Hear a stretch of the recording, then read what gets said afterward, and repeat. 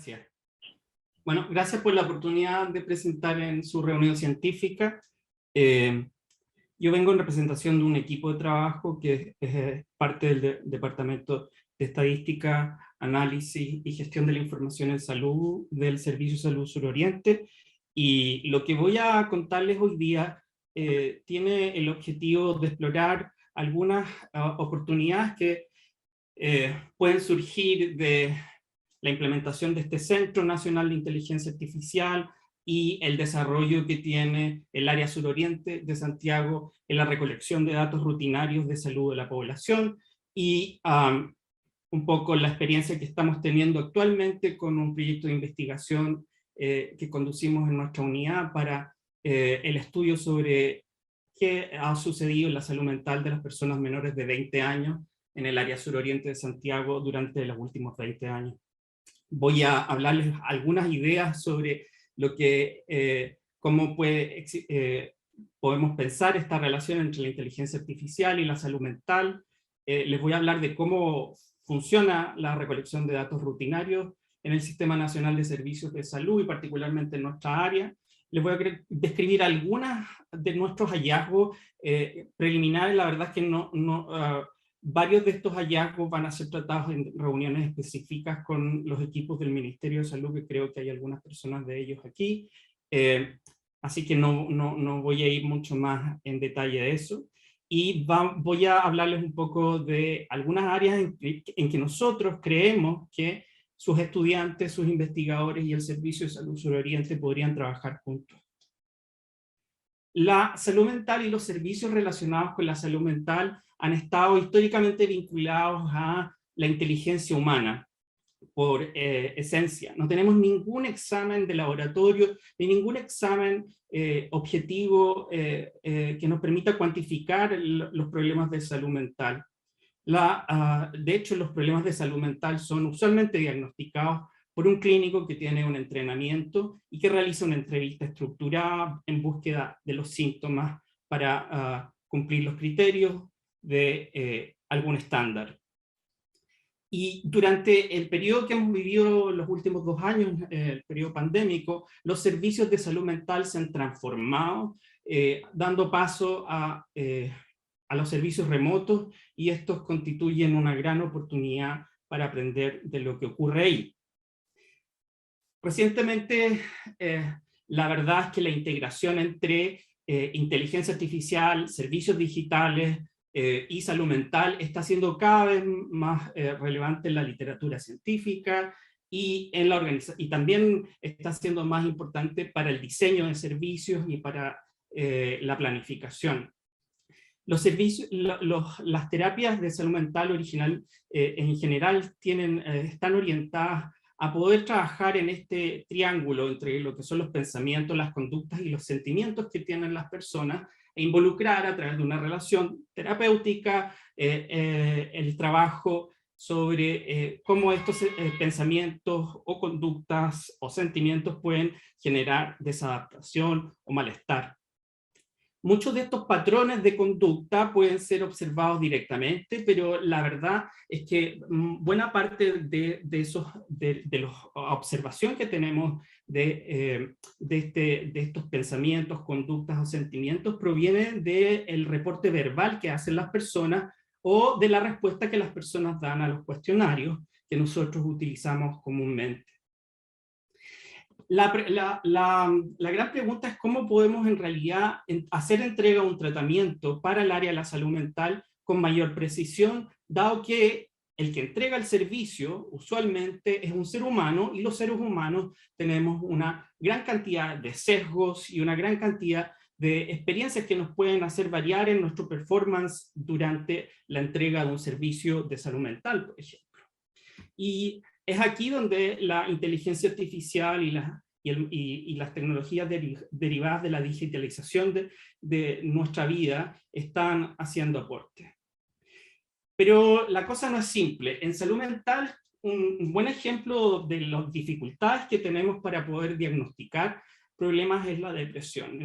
En la tabla que ustedes ven a la izquierda, ven 52 síntomas que están relacionados con la depresión, y en cada columna están viendo distintos cuestionarios que se utilizan para poder medir esto. Y ustedes ven la extraordinaria variabilidad que hay y falta de superposición en la detección de síntomas a través de distintos instrumentos de medición. Pero cuando uno utiliza otros criterios, por ejemplo, pone a otras personas a evaluar al mismo paciente, la verdad es que las cosas se complican un poco más. Poder identificar quiénes tienen depresión de quienes no la tienen no es fácil y continúa siendo uno de los problemas fundamentales del área de la salud mental, identificar quiénes son los pacientes y quiénes requieren tratamiento para luego definir qué tipo de tratamientos pueden ser efectivos. Hay muchas preguntas actualmente sobre inteligencia artificial y cómo esta puede ayudarnos a mejorar la salud mental. Hay gran cantidad de oferta en el mercado ya sobre aplicaciones que prometen ayudar a gestionar las emociones y los problemas de salud mental. Y existen preguntas científicas sobre la real efectividad de que si un médico podría prescribir una aplicación en la consulta y hasta ayudar al manejo de la depresión y la ansiedad. También existe todo un mundo que está ocurriendo actualmente sobre cómo podemos utilizar mejor los sensores que tienen nuestros teléfonos, de manera que podamos tener una clase de fenotipo digital del usuario, y por esa vía poder entender un poco más cómo es la salud mental y física de las personas. También hay preguntas sobre cómo podemos predecir problemas de salud mental en las personas y con qué precisión esa predicción podría, por ejemplo, ayudarnos a detectar quienes están en riesgo de suicidio y detener esa cadena causal temprano. Y también existen nuevas preguntas que surgen de la implementación de grandes masas de datos para la planificación sanitaria, en las que podríamos desarrollar modelos que nos permitan identificar qué grupos de pacientes requieren qué tipo de cuidados, con qué intensidad. Y esto es lo que llamamos el cuidado estratificado de las poblaciones.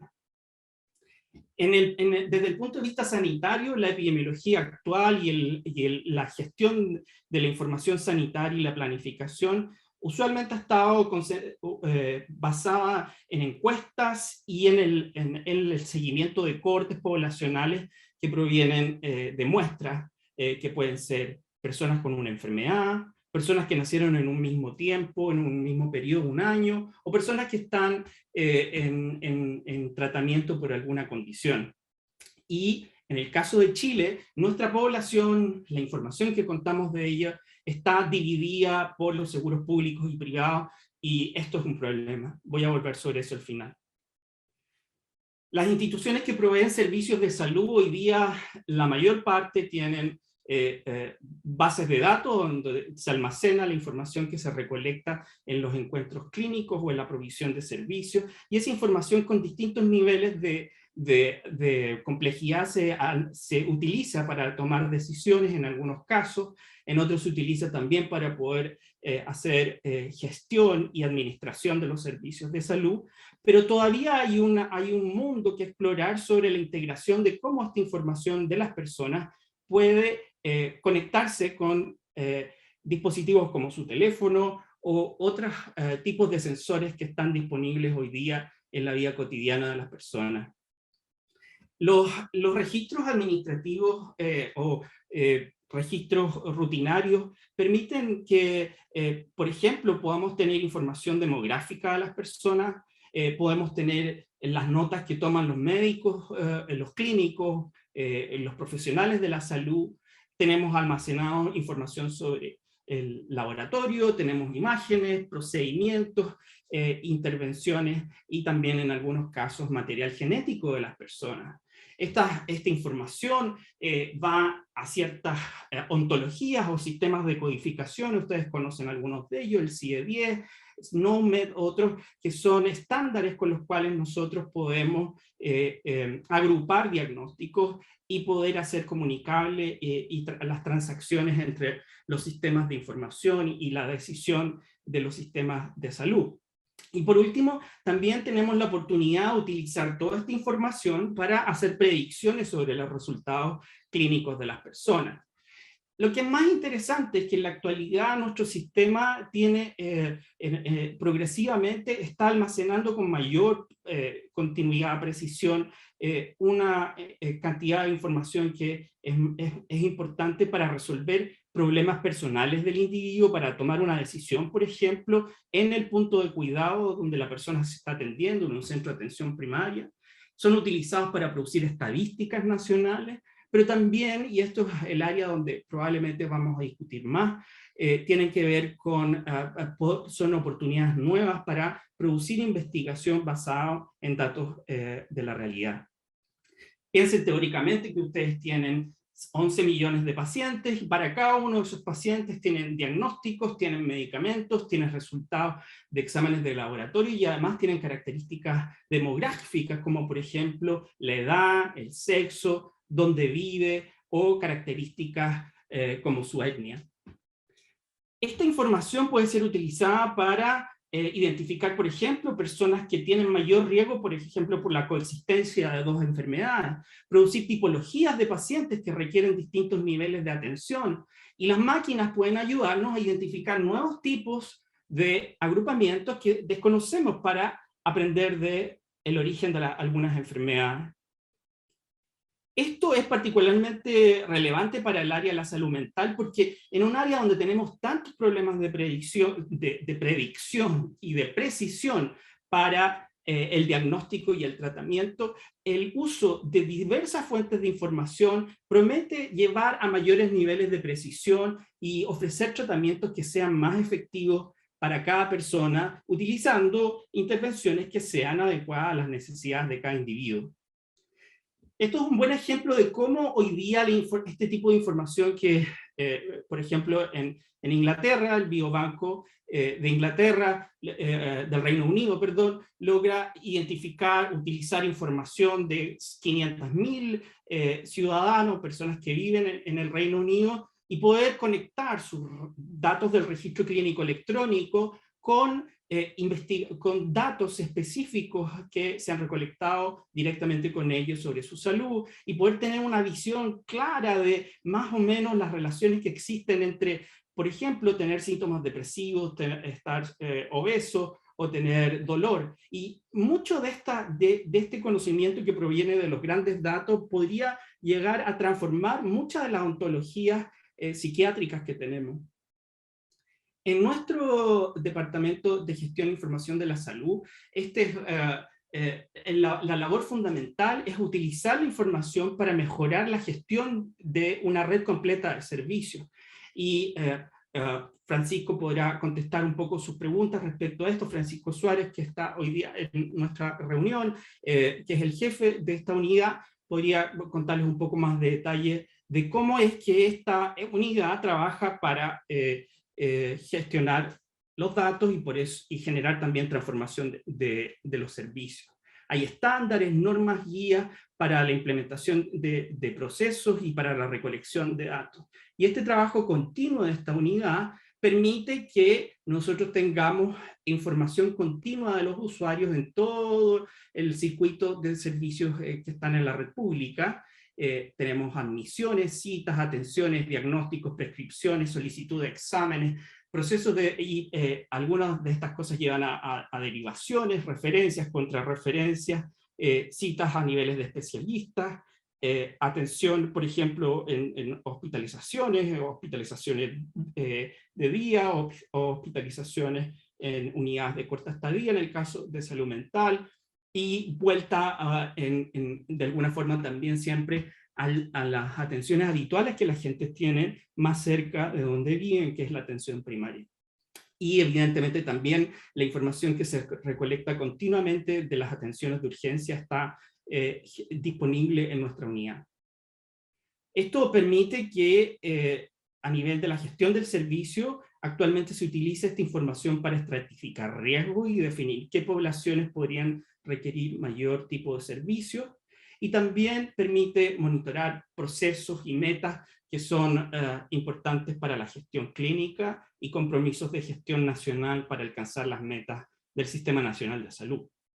Este es un ejemplo de lo que una de las cosas que puede requerir un sistema de salud.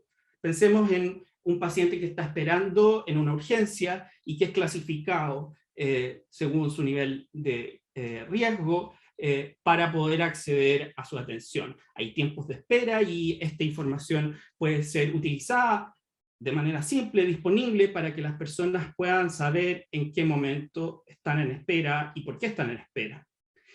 Tenemos, por ejemplo, en el área de las urgencias, tenemos una gran cantidad de información que está clasificada, donde hay un código asignado para un síntoma o una enfermedad, pero tenemos una gran cantidad de información que está en texto abierto, no codificado, y que aún no podemos utilizar. En el ámbito particular de la salud mental, nosotros tenemos una pregunta respecto a cómo los diagnósticos de salud mental evolucionaron en estos últimos 20 años en las personas menores de 20, y también tenemos preguntas respecto a cómo los servicios de salud fueron proveídos a estas poblaciones.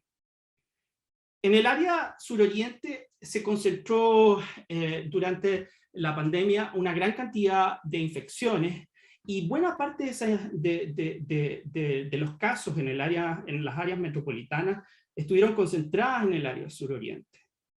Y esto condujo a un exceso de mortalidad, de manera que tenemos un mayor número de personas que no esperadas, que fallecieron durante ese periodo asociados a COVID.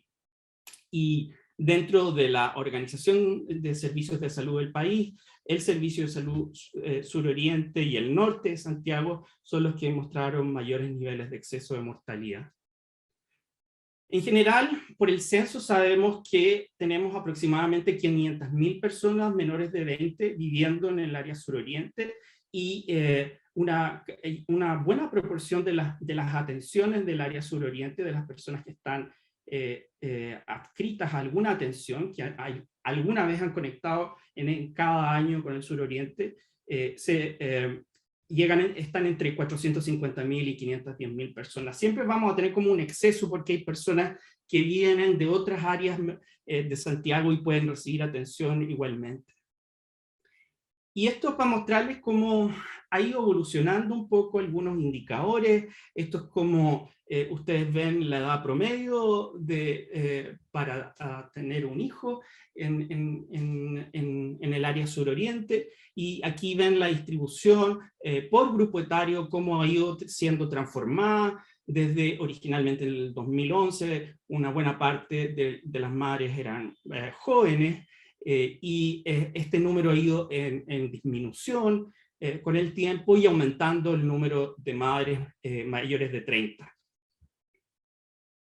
En el ámbito específico de la salud mental, lo que estoy mostrándoles aquí es una herramienta que desarrolló el equipo de trabajo donde estoy, que permite confluir mucha información de distintos proveedores de registros clínicos electrónicos para poder tener una estimación de cuánta población tenemos recibiendo diagnósticos, o cómo están agrupados según el área geográfica. Y es importante notar que las tendencias que observamos son lo esperado respecto a la literatura, y que en personas jóvenes menores de 20 los problemas de comportamiento son los más comunes, el déficit de atención y los problemas relacionados con la hiperactividad, y evidentemente en nuestra área hay una gran cantidad de problemas sociales asociados a estos síntomas. Los usuarios son en general, que tienen algún diagnóstico en esta muestra, son cerca de 64.000, y nosotros podemos observar que la mayor parte de esos diagnósticos ocurre después de los 10 años de edad. Y la mayor parte de esos diagnósticos están en el área de problemas de comportamiento y déficit de atención, aunque evidentemente hay otras que son relevantes, como la depresión, la ansiedad y los problemas sociales. El ingreso de personas por problemas de salud mental en el área ha ido variando, pero se ha mantenido más o menos estable durante la última década, y ustedes notan aquí la gran caída que se observa en el suroriente, igualmente como en el resto del país, de los ingresos por nuevos diagnósticos de salud mental en el área. Nosotros tenemos acceso, además de esta información rutinaria, a una serie de bases de datos donde se registra información de carácter censal nacional, como las estadísticas vitales, que incluyen los nacimientos y las defunciones. Tenemos acceso también a recursos de monitoreo agregado que tiene cada establecimiento en la red para poder evaluar el desempeño de la producción de servicios. También tenemos mucha información sobre los egresos hospitalarios, inmunizaciones, confirmación de algunas enfermedades de notificación obligatoria, como son como es el propio COVID, y un sistema de monitoreo de la atención diaria en urgencia que nos permiten observar cómo se mueven los motivos de consulta en el área en un periodo de tiempo. Nuestro trabajo entonces durante este proceso ha sido para el área de salud mental en particular, concentrarnos en reunir qué tipo de datos son informativos de salud mental, trabajar en ensamblar estos datos porque provienen de muchos proveedores de servicios de registro clínico electrónico y distintos sistemas que no están conectados entre sí todos, vincular esta información y llegar a una cierta interpretación estadística, epidemiológica, usando el conocimiento experto. En el paso en que todavía no llegamos, es cómo esta información puede estar lista, disponible para que los investigadores puedan acceder a ella, hacer ciencia y diseminar sus resultados, y con la promesa de poder transformar también los servicios. En el área de la salud mental, los programas de salud tenemos grandes desafíos. Uno de ellos es la diversidad de servicios que ofrecemos, particularmente algunos servicios que son las terapias psicológicas, que tenemos muy poca información. Hay otras áreas como la capacidad de los trabajadores para poder implementar distintas intervenciones. Y finalmente, cómo toda esta información nos permite informar o no prevalencias de diagnósticos de salud mental que son confiables. Una estimación conservadora, usando distintas fuentes, nos dice que 1 de cada 4 personas menores de 20 años en el área suroriente tiene al menos un diagnóstico de salud mental. Desde nuestra visión en general es que creemos que hay muchas oportunidades, existen datos que son recolectados rutinariamente por el sistema, y estos datos pueden mejorar la planificación de los servicios y mejorar las decisiones de los clínicos, pero nosotros pensamos que también la alianza con los científicos puede ayudar a que podamos mejorar el cuidado de las personas, por ejemplo, utilizando la inteligencia artificial para aprender de notas médicas, para validar modelos predictivos basados en datos nacionales, vincular, por ejemplo, datos confiables sobre familias y clústeres de grupos de personas que actualmente no tenemos. Tenemos información de individuos y tenemos muchas gaps de información en cuanto a identificar vínculos entre personas y agrupación en hogares.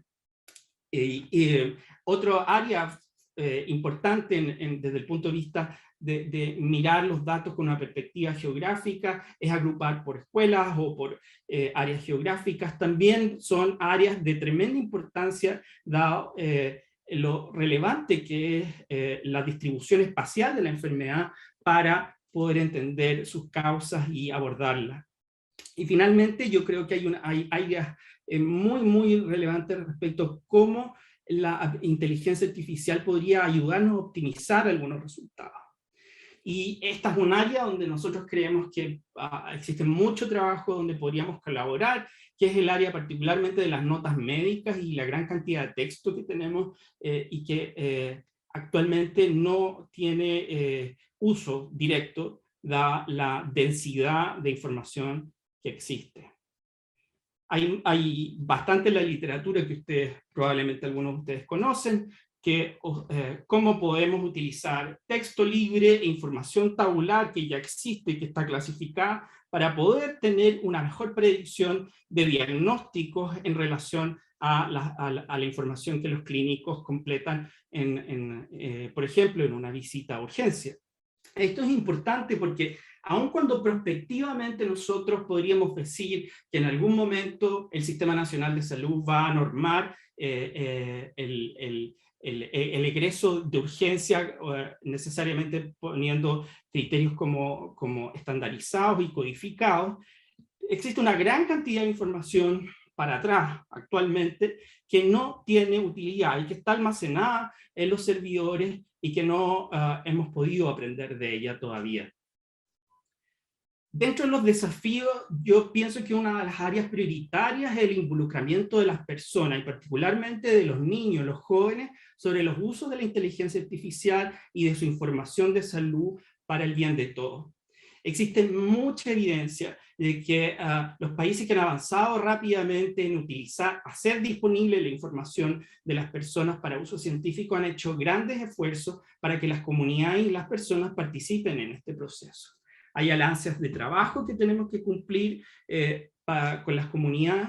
Hay muchos procesos que tenemos que poder establecer de manera rutinaria, cosa que la disponibilidad de los datos sea reglada y no discrecional como ocurre hoy día.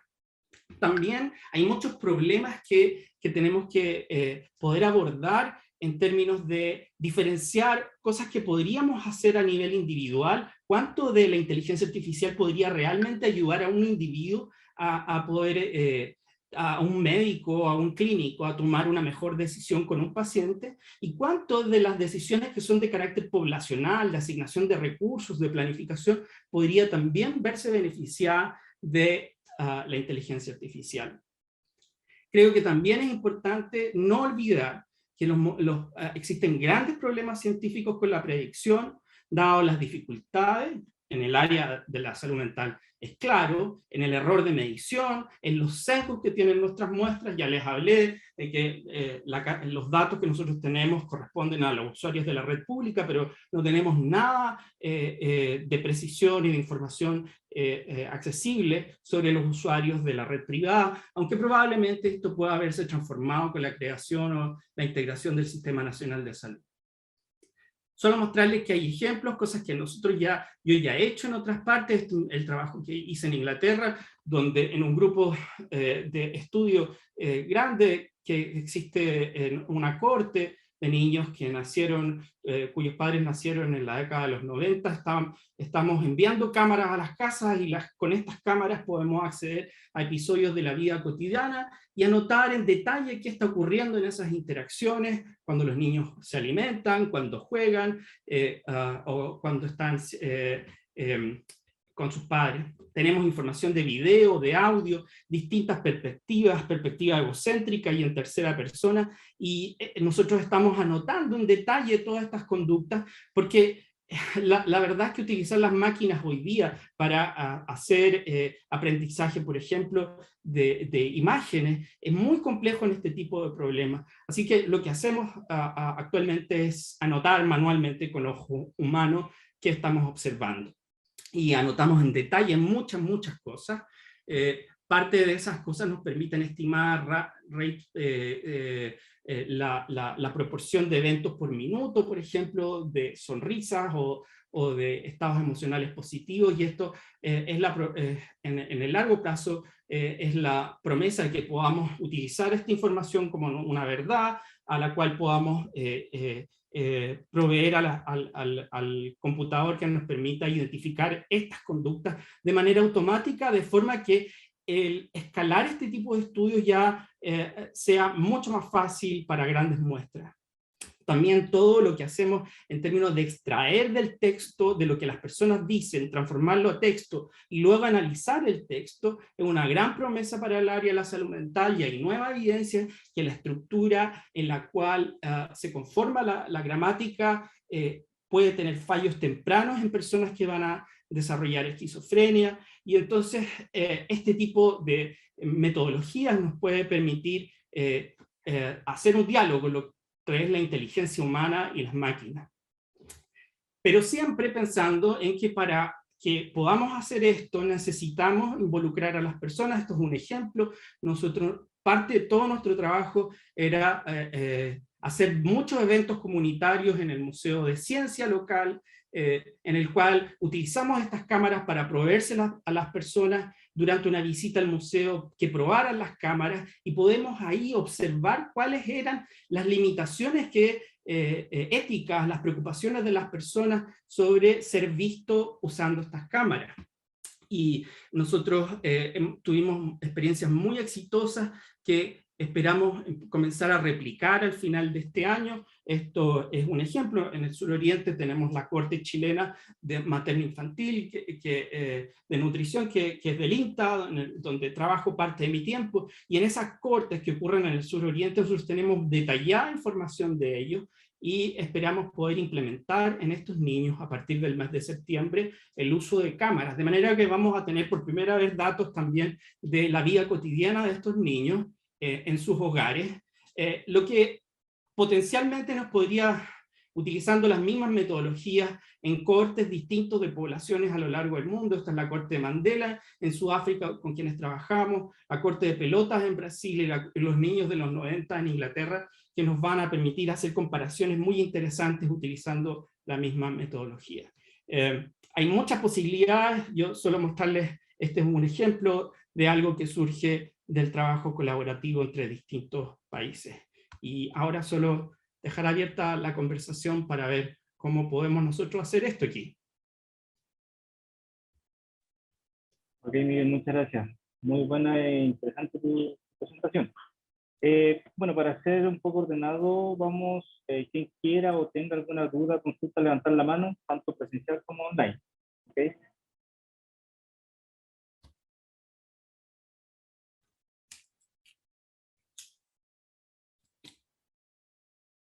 Denis.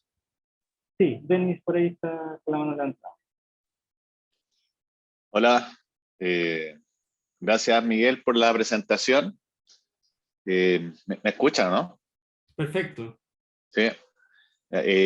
Bueno, yo soy investigador del Departamento de Ciencia de la Computación, soy parte del IA Lab, pero también soy investigador del Instituto Milenio iHealth, en el cual estamos usando inteligencia artificial para abordar problemas relacionados con imágenes médicas.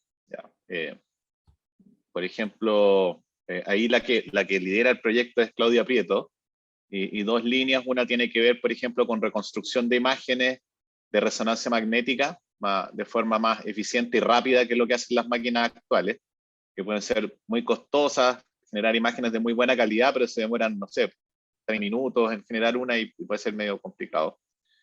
Para extender eso, digamos, a toda la red de salud. Y también estamos viendo cosas que ya se relacionan un poquito más con algo que tú mencionaste, por aquí va mi pregunta, que es de aprendizaje multimodal, en el cual uno trata no, por ejemplo, no solo aprender un modelo que te clasifique una imagen, un video, sino que de alguna forma aprenda de manera conjunta a representar la imagen, pero también texto que puede estar asociado. Entonces, al menos en uno de los ejemplos que tú mostraste, habían registros clínicos, y no sé si en el caso de lo que tú tienes acceso, ya sea en el INTA o en algún hospital, o lo que ves en el futuro con un potencial sistema de salud integrado, ¿hay acceso actualmente a registros de pacientes que tengan tanta información de imágenes médicas como de estos registros en texto? Esa es la primera pregunta. Y la otra es si es que esto existe en temas de salud mental, porque si lo están tratando psicólogos, un psicólogo que yo sepa no puede llegar y pedir no sé, un encefalograma o una resonancia magnética, pero quizá un psiquiatra de repente en algunos casos sí puede pedir. Entonces, no sé, ¿existe también ese tipo de registro como multimodalidad de pacientes? Sí, yo voy a contestar una parte de esa pregunta, pero yo creo que Pancho puede decir algo más respecto al almacenamiento de imágenes. Yo entiendo que imágenes en general para el área de la salud mental, tú sabes que tiene muy limitadas aplicaciones. De hecho, es muy cuestionado cuánto más te da una imagen funcional o algo, y hay mucho de phishing en asociar cosas en una muestra de imágenes de personas con un cierto diagnóstico. Ahora, en la medida en que vamos teniendo más información de más personas, eso puede ir cambiando. Entonces, no sé, Pancho, ¿tú podrías decir algo cómo se almacenan las imágenes? ¿Qué tipo de imágenes hay en el suroriente? Sí, hola, buenas tardes. Comentarles, bueno, les quería comentar que el Servicio de Salud Suroriente tiene una madurez importante respecto al uso de los sistemas de información en todos los centros de la red, tanto en atención primaria como en nivel secundario. Nos acompaña, de hecho, hay algunos centros, veo a Eduardo Arenas, que es el que administra los sistemas en los centros Áncora, que utilizan un sistema que se llama OMI. Todas las atenciones de nuestros pacientes, independiente del profesional que las registre, están almacenadas en un sistema de información, que puede ser un proveedor externo, comercial, en el fondo una herramienta que se contrata a través de nivel central, o hay herramientas que se contratan desde las mismas comunas o establecimientos, e incluso hay desarrollos propios, como por ejemplo el del Sotero del Río, que es un sistema que se llama Pulso, que hoy día es un registro clínico electrónico que se utiliza en ese establecimiento, incluso en el futuro Hospital Provincia Cordillera.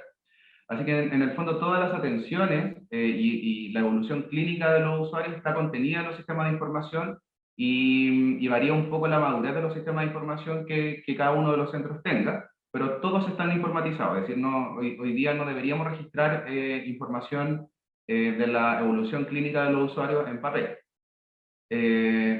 Y respecto a la gestión clínica que se hace dentro de la atención, que efectivamente hay limitaciones respecto a tipos de profesionales que pueden o no solicitar ciertos exámenes o procedimientos. Para efectos de la atención de nivel de especialidades, es decir, todos los hospitales y los centros de especialidades de nuestro servicio están bajo un mismo sistema de imágenes, que eso fue una licitación que se hizo a nivel de servicio hace aproximadamente 3 o 4 años, que afortunadamente ocupan el mismo sistema, y efectivamente tenemos acceso, o podríamos solicitar el acceso respectivo a todas esas imágenes y al texto que tiene que ver con el análisis o el diagnóstico asociado a cada una de esas imágenes. Es Sí, decir, disculpa, ¿y ahí de qué imágenes hablamos? ¿Hablamos rayos X, resonancia, escáneres, radiografía, de todo? todas las imágenes que se soliciten, desde la radiografía hasta un escáner, el PET-CT, que en algún momento se quiere incorporar, también debería estar incorporado ahí. Así que... Las ecografías de las embarazadas también. sí. Y una duda, yo alguna vez escuché que en algunos servicios de salud público, debido a la carga que tienen, muchas veces tienen los exámenes, pero no alcanzan ni siquiera a escribir un reporte. O sea, se lo dan al médico que lo pidió, al especialista, pero no queda registrado. O debería estar registrado tanto la imagen como un reporte escrito en español. Sí, está la imagen. Bueno, lo que pasa es que probablemente son dos procesos distintos. Puede que la imagen esté disponible, pero no el informe médico del diagnóstico asociado a esa imagen, o en el fondo la sospecha asociada a esa imagen. Que eso lo hace finalmente el radiólogo o el médico que evalúa esa imagen. Entonces eso después se incorpora, y dentro de las posibilidades que tiene ese profesional, hay muy poca información estructurada. En general es un texto libre en donde él pone todos los hallazgos asociados a esa imagen. Y eso sí está informatizado también en base a cada... Porque quizás alguna vez podemos hablar un poco más de eso, pero un proyecto que tenemos harta gente ahora es en generar automáticamente los reportes escritos a partir de las imágenes médicas. Y pues la verdad es que, bueno, yo sé la dificultad que tiene por los distintos tipos de imágenes, partes del cuerpo, anormalidades. Es un problema que está abierto, digamos, mundialmente, pero que tenemos varias personas trabajando en eso, estudiantes, investigadores, y justamente en las dificultades que requiere poder analizar y generar texto e imágenes. Un poco lo que mencionaba Miguel, al menos una parte que es la de NLP, ¿cierto? De analizar el texto que pueden tener registros clínicos, pero cuando uno habla de registros de pacientes ahora en salud mental, no sé, ahí yo tenía otra pregunta, pero quizás podemos pasar a otra persona que tiene más que ver con los temas de no sé, de ética, o cómo se puede acceder a eso, siendo que tiene que haber alguna, no sé, consentimiento informado o algo así, me imagino. Sí, hay todo un trabajo que hay que hacer, yo creo, para habilitar ese texto. Hay dos tipos de texto. Uno es el texto que se anota en la urgencia, pero lo que anota el psicólogo en la historia clínica, y ahí quizá la colega Paula Ramírez podría decir algo más. Yo creo que históricamente los clínicos que hacen salud mental han tenido mucha reticencia en cuánto escriben y qué escriben de lo que obtienen de esa entrevista o relación terapéutica. Y entonces hay ciertos sesgos en la información que tú te vas a encontrar ahí, pero la verdad es que nadie ha analizado eso hasta ahora, y yo pienso que es posible que si se construye un caso concreto, en función de un objetivo de potencial impacto sanitario para la población, no que sea ciencia para que tengáis un paper, sino que efectivamente algo que nos permita mejorar la organización del servicio. Quizás ahí Paula puede decir un poco. Paula, estuvimos conversando de esto el otro día, ¿no? De cómo las máquinas podían ayudar a mejorar la estratificación de los pacientes de salud mental. Sí, sí, hola. Sí, en realidad, bueno, un poco lo que decía Miguel, efectivamente los colegas tienen mucho cuidado con cómo transcribir o evolucionar en ficha clínica información del usuario. Ahora, se entiende también de que todo usuario que ingresa a tratamiento tiene que firmar efectivamente un consentimiento informado. Ahora, los consentimientos informados no explicitan necesariamente la posibilidad de que el usuario o que el contenido, ¿cierto?, que viene del usuario sea parte de un proceso de investigación. Ya eso es, no necesariamente es un Sí, eso lo tengo claro. Una cosa es el consentimiento de que... Para el tratamiento, para la intervención. Decirle, claro, vamos a usar esta información para tu tratamiento, otra es que se va a usar para un estudio, ¿cierto? Claro, exactamente, sí. Sí. Entonces, claro, existen esos sesgos. Ahora, ideal sería establecer alguna forma de que en cuanto se realicen los criterios diagnósticos de los usuarios, efectivamente exista una forma, ¿cierto?, para poder estratificar cuál es el nivel de severidad, de complejidad o de vulnerabilidad en relación a lo que se está viendo, ¿cierto?, en ese caso del usuario. Entonces eso nos permitiría, y lo comenzamos con Miguel, nos permitiría poder realizar alguna estratificación que tenga como objetivo poder ver, ¿cierto?, cuáles son el grupo de usuarios que requiere una atención con más concentración de controles, una atención más priorizada, o quienes justamente de los que están en lista de espera por estadía, por ejemplo, por dar un ejemplo, necesitan o tienen más urgencia de ingreso que el resto, pensando en que estoy pensando en las largas listas de espera que tenemos, ¿cierto?, que de alguna forma tenemos que revisar cómo estratificamos también nuestra población en el sentido de la priorización, no en el sentido del acceso. Sí, tengo una pregunta ahí, Paula. De yo sé que la investigadora Jocelyn Dunstan de la Universidad de Chile ha trabajado en, no sé si la conocen o ha trabajado con alguno de ustedes, ¿no? Con la que ha trabajado en referencia contra referencia. Sí, que armó un corpus en español, ha trabajado en priorización. No sé si, la pregunta era si ha trabajado en priorización en este tema de salud mental.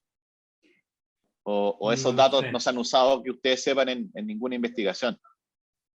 No lo sé. No, lo que estamos viendo ahora sí, y yo creo que ahí Francisco también ha tenido alguna experiencia con lo que hacemos en APS, que está el tema, ¿cierto?, dando vuelta, y está desde la salud mental de atención primaria, que se viene atención primaria, se está revisando justamente cuáles son los parámetros o en qué nos tenemos que fijar para poder hacer una buena estratificación y empezar a revisar, ¿cierto?, la priorización también de los usuarios en relación a nuestra lista de espera. Pero para eso hay que revisar lista de espera, población bajo control, y en realidad ahí también el contenido de la información que nos pueden brindar los antecedentes diagnósticos de los usuarios. Yo no sé, estaba pensando respecto a cómo involucrar a los jóvenes, a los niños o a las personas jóvenes menores de 20 años, en que ellos ya están de alguna forma tienen menos miedo a la tecnología, y eso también permite que estén más abiertos a facilitar acceso a su información con fines científicos altruistas. Pero para que podamos hacer eso, necesitamos que los proyectos científicos incluyan en su budget trabajo con la comunidad. Si no incluyen esta agenda de involucramiento con la comunidad, la verdad es que el acceso a los datos siempre va a estar más forzado. Y Chile no tiene una inversión estructural en estos temas, de manera que si CENIA quiere avanzar en esta área, yo pienso que un trabajo específico pudiera ser hacer reuniones con jóvenes del área suroriente, hablar con ellos y ver cuáles serían las cosas que a ellos les gustaría compartir de sus datos, qué cosas no les gustaría compartir. Y usar esa información para informar a los comités de ética a la hora de tomar decisiones de cómo se usan estos datos. Y hay buena información que, al menos en el sistema inglés, las personas, el 70% no le importa que sus datos sean utilizados para la ciencia. Pero hay un trabajo sistemático ahí de involucrar a las personas. Entonces, pienso que necesitamos, que eso es una de como las condiciones habilitantes para que esto ocurra. Sí, ahí eso es súper importante, que es lo que yo iba a agregar, es que dependiendo del estudio que se quiera realizar o el análisis que se quiera llevar a cabo, es importante que pase por la revisión de los comités de ética, porque ellos van a determinar si es que requieren un consentimiento informado por parte del usuario, dependiendo del nivel de involucramiento del usuario en la intervención, y eso lo definen efectivamente los comités de ética de ambas partes. Siempre hay una revisión del comité de ética por parte de la universidad o de la entidad que está gestionando la investigación, y además del que provee la información, que en este caso es nuestro servicio de salud. Hemos tenido estudios que efectivamente para la aplicación de ciertas cosas se ha tenido que firmar un consentimiento por cada uno de los usuarios que son parte del estudio, y hay otros que el comité de ética ha determinado que son en el fondo bastaría con anonimizar datos sensibles como para poder utilizarlos para efectos de investigación. Entonces, tiene que estar bien formulado la investigación y el proyecto para que no se incurra en algún tipo de problema ahí con usar información que no corresponde. Sí, veo a Claudia López levantando la mano. Hay una pregunta antes por el chat, perdón. Perdón. Sí. Aparte de David Batista, aparte de los trabajos para la detección y tratamiento de problemas, ¿existen estudios sobre la IA de detección de la fuente del problema? Es una compleja pregunta a responder. No sabemos el origen de los problemas de salud mental muchas veces. Todavía está en discusión qué proporción de estos problemas son sociales, qué proporción son biológicos. De hecho, si ustedes utilizan un GWAS, que es una medida, un barrido de todo el genoma humano, los mejores riesgos poligénicos permiten predecir 1, 2, 3% de la varianza, en el mejor de los casos. Para escolaridad hay scores que permiten predecir 12% de la varianza, pero para diagnóstico de salud mental, aún en esquizofrenia o en otras enfermedades, la proporción de la varianza de ese tipo de información que predice la enfermedad es baja, de forma que claro, nos enfrentamos con que la estructura del problema todavía no la entendemos bien. Y por lo tanto nuestros tratamientos son relativamente malos. La realidad. Ok, gracias. Claudia. Hola, ¿qué tal? Disculpen, llegué un poco tarde, así es que si mi pregunta es un poco, ya la contestaron, me disculpan.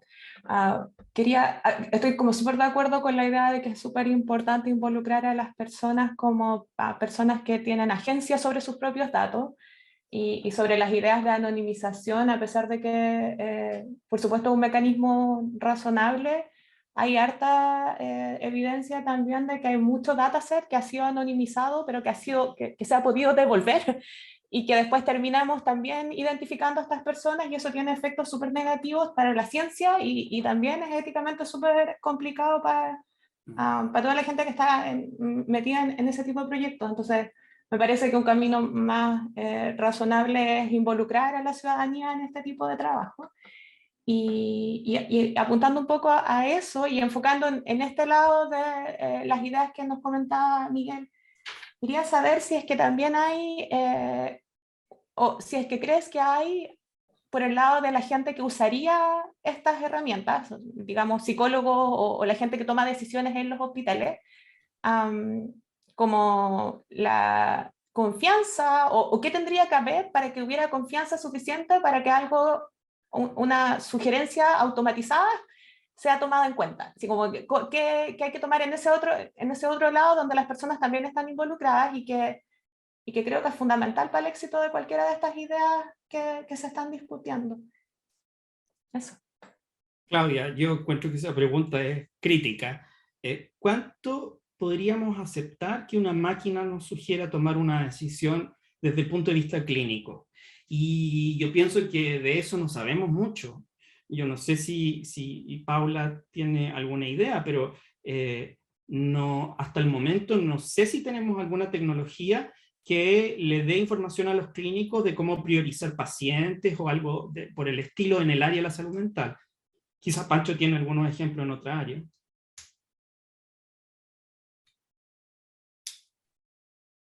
¿Paula? Sí, sí, nosotros tenemos ejemplos, pero en otra área, no es específico de salud mental, y lo que se ha trabajado con la red es, básicamente son sugerencias que después quedan de todas maneras a criterio del profesional.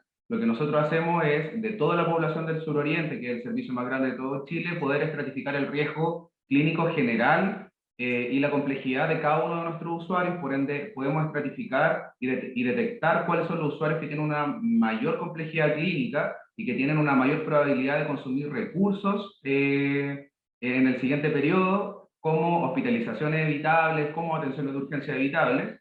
Y esos pacientes son intervenidos con estrategias específicas. De todas maneras, ese paciente que si bien se provee una información que habla de una complejidad clínica, que es un procesamiento con distintos algoritmos que se hace fuera en el fondo de una revisión clínica, queda a criterio del profesional cuando es atendido por el profesional clínico, si es que ese usuario efectivamente pertenece a esa categoría o se puede modificar, y esa información nosotros la volvemos a rescatar como para poder en el fondo también hacer participar a los clínicos dentro de esa decisión. No lo dejamos solamente a las máquinas en el fondo, y hay una participación fuerte de cada uno de los profesionales que atienda a los usuarios. Sí, perdón. Sí, nosotros tenemos, pero es una herramienta muy básica que tenemos en realidad, en la lista de espera para los tratamientos residenciales de alcohol y drogas. Tenemos una plataforma que también se creó en el servicio de salud, donde los equipos llenan un formulario poniendo antecedentes del usuario, no solamente el diagnóstico, sino que antecedentes del usuario y sobre todo antecedentes de consumo de sustancias. Y entonces hay una ventana donde se despliegan ciertos criterios, donde también el clínico, ¿cierto?, tiene que marcar, y según de esos criterios se prioriza la entrada, el lugar en realidad de la lista de espera del usuario.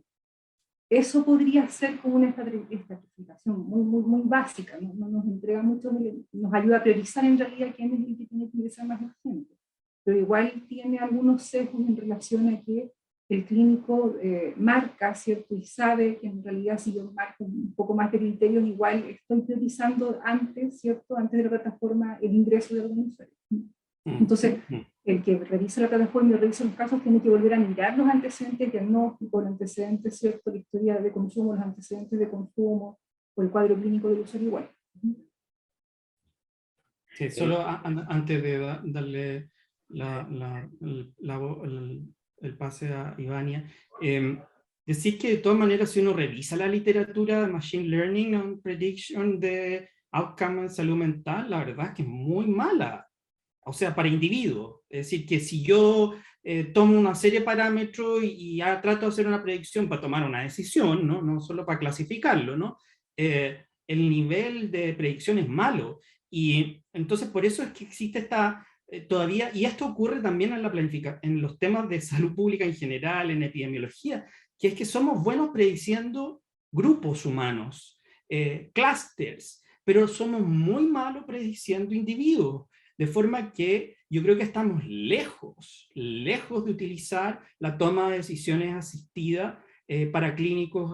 Necesitamos más información. Ese es mi punto. Necesitamos que cada clínico, cada paciente llene cuestionario, nos dé más información, de forma que esa información pueda ser utilizada para predicciones más precisas sobre cursos de tratamiento, énfasis de ciertas técnicas o sobre otras. Pero eso está pasando recientemente en el mundo desarrollado, que cada vez los sistemas de salud mental monitorean a los pacientes y miden distintas cosas al inicio, durante el tratamiento y al final, y esa información permite implementar algoritmos que dan información para el propio paciente. Un ejemplo, si tú vas a terapia cognitivo-conductual en el NHS, 8 sesiones en Inglaterra, en la primera sesión y las sesiones de evaluación llenas cuestionarios, y durante el tratamiento tu terapeuta te muestra un gráfico de cómo están tus síntomas en relación a la población general. Y eso a partir de las respuestas que tú diste en tu propio cuestionario. Eso, hace siglos sabemos que darle feedback a los pacientes sobre la evolución de sus síntomas ayuda a mejorar el outcome, pero hoy día estamos teniendo evidencia de que hacerlo sistemáticamente a escala en un país completo, con un sistema nacional completo, puede mejorar y optimizar el uso de los servicios y ayudar a mejorar a las personas. Pero eso es reciente y en Chile no tenemos nada de implementación a gran escala de monitoreo continuo, digo. Existen recomendaciones, pero no hemos logrado su implementación, pero ahí la Paula lo va a lograr, yo creo. En honor al tiempo, Ivania, que será la última pregunta. Ya. ¿Me escuchan bien o no? Sí, perfecto. Ya. Mi pregunta tenía relación con los tratamientos, de hecho, como que justo lo habías mencionado, de que en psiquiatría en general, como que no, es como prueba y error, ¿cierto? Yo le doy un remedio a un paciente, vemos cómo van los síntomas, se evalúan como en 4 semanas, porque estos no actúan inmediatamente, la mayoría, los ansiolíticos sí, pero los antidepresivos no, por ejemplo. Entonces, si es que existe interés, o sea, mi pregunta es si existe interés de parte de los médicos y de la gente que está detrás de la parte clínica, de poder, de alguna forma, estudiar qué tratamientos pueden funcionar mejor para ciertos pacientes, porque, o sea, no está como, o sea, no hay como certeza de qué tratamiento le va a funcionar a cada paciente, no es como que yo le tomo un examen a un paciente y después voy a decir, ya, esto es lo que tiene que tomar. Entonces, es que hay interés clínico y como si los datos que ustedes tienen hoy día les sirven para eso o tendrían que usar otras cosas. Sí, yo conozco 2 casos donde eso ocurre. Por ejemplo, en el caso, y no sé, estaba la doctora Bustamante por ahí, la Leo Bustamante, que trabaja en psicosis. En psicosis hay grandes problemas con cuánto responden o no los pacientes a los antipsicóticos. Bueno, los antidepresivos también. La mitad de los antidepresivos no les sirven a nadie. O sea, perdón, la mitad de las veces que se prescribe un antidepresivo no funciona y hay que cambiarlo. Entonces, identificar qué pacientes van a necesitar cambiar tempranamente, o a quiénes habrá que darle un fármaco u otro, o a quiénes habrá que darle terapia cognitivo-conductual temprano, o a quiénes habrá que darle intervenciones basadas en la comunidad y de servicios comunitarios. Esas preguntas yo creo que los clínicos las tienen todo el tiempo, solo que no tienen tiempo de poder responderlas. Y los clínicos en el mundo de la medicina están muy interesados en hacer ciencia también. Es parte de su formación. Entonces yo creo que sí hay mucha oportunidad de juntarse con los clínicos, ver qué data hay y ver que de esa data permite hacer predicciones en aquellas áreas donde sí sabemos que las predicciones pueden ser buenas. Pero, por ejemplo, para psicosis yo creo que hay harta gente que está haciendo eso. En el área norte de Santiago hay un grupo y la doctora Bustamante, usando información genética, también está haciendo lo mismo. Genial, genial. Ya, muchas gracias. Y de hecho, la otra pregunta era si es que existe la posibilidad de combinar los datos que ustedes tienen con otras fuentes de datos. Yo sé que combinar fuentes de datos de repente es un cacho también, pero en los otros servicios de salud metropolitanos o en las otras regiones o incluso en el ámbito privado. No sé si ustedes han colaborado o existe esa posibilidad para aumentar el dataset que ustedes tienen. Ahí Pancho puede decir algo, pero yo la verdad es que creo que eso solo va a pasar el día en que el DEIS y el Ministerio de Salud logren organizar este desorden de sistemas de información y le den gobernanza para que estas cosas ocurran, integración real de datos. Pancho, dale tú. Sí, ahí lo importante es mantener la base de datos de manera granular y ordenadas por proceso.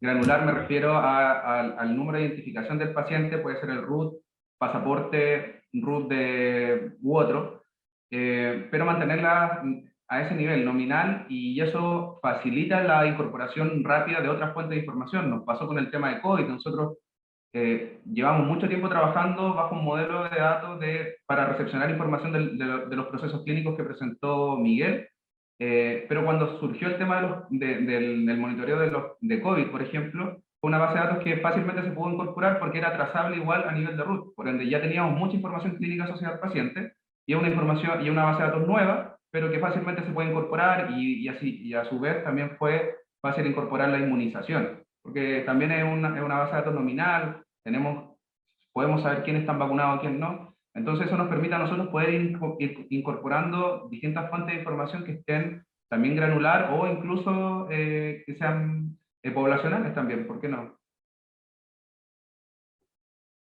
Sí, Gracias. pero potencialmente se puede hacer. De hecho, teóricamente lo podemos hacer sin necesidad de consentimiento, simplemente por la finalidad de gestión, que es el foco de este grupo donde nosotros trabajamos, que es que nosotros tenemos el privilegio de poder vincular datos porque eso nos permite gestionar servicios. Pero no tenemos el paso para que esos datos puedan ser accesibles hoy día para la comunidad científica, y en eso es lo que tenemos que trabajar juntos, creo. Ok, bien, agradecerte, Miguel, y a todos los que participaron hoy día, y obviamente los dejamos invitados para una próxima oportunidad para poder compartir sus experiencias con el TENIA y con el IALAB también. Así que muchas gracias a todos, a los que estaban presentes online y a los que están presentes aquí físicamente, y nos estamos viendo en la próxima semana nuevamente. Muchas gracias a todos.